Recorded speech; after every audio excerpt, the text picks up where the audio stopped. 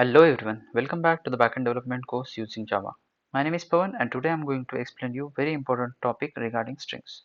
So basically, we know that how many ways we can create a string, either by using the string literals or by using the new keyword.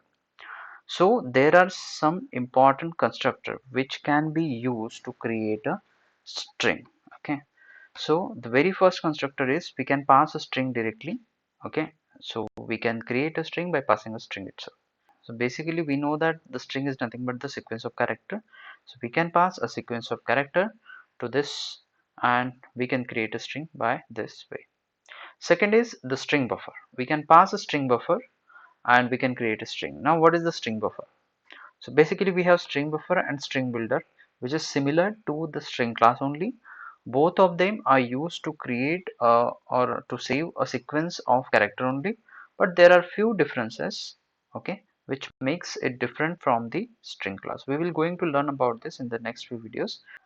For now, just keep this in mind that string buffer and string builder is used to create a sequence of characters. Then this is very important. Then we can also pass a character array to this string class to create a new string. And again, this is a byte array. So basically, byte is used to store the integer values. We can pass a byte array to create a string. So how it will work? Basically, it will take the ASCII code, the integer value as ASCII code. So suppose I know that 97 is the integer value, which is a ASCII code for A.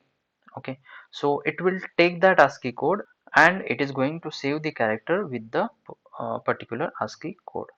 So in this way we can create a string by using new keyword, and these are the important constructor that the string class has been provided. There are few other constructor, but these are very important. We have to keep this in mind. Okay, now let's do one program to understand this. Now let's have a look at here.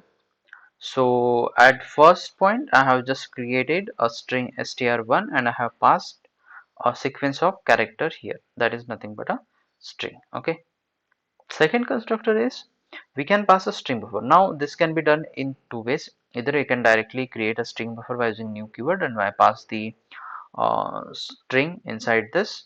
So this is the another constructor which is provided by the string buffer.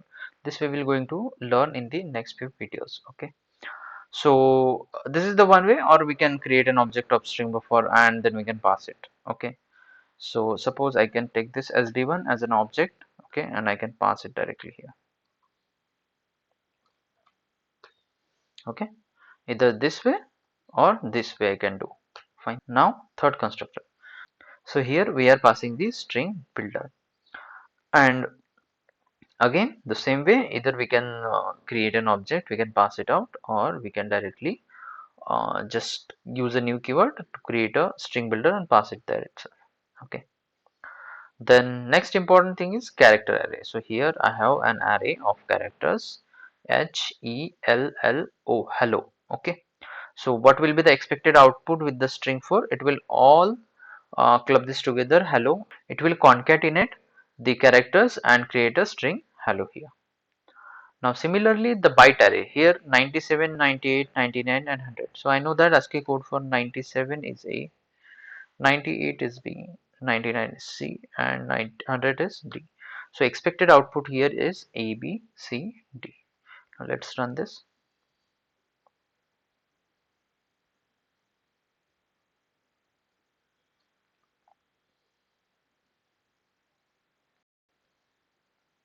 Okay, fine. Now see here, the string 1 is string where it is this one is hello. Okay, then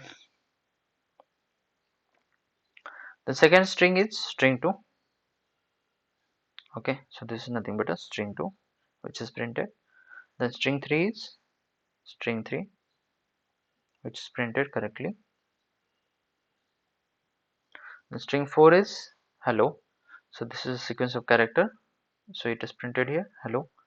The string 5 is nothing but a byte array, 97, 98, 99, 100, and the corresponding character to this ASCII code has been printed here. I hope you guys understood this concept. This is very important concept to create a string.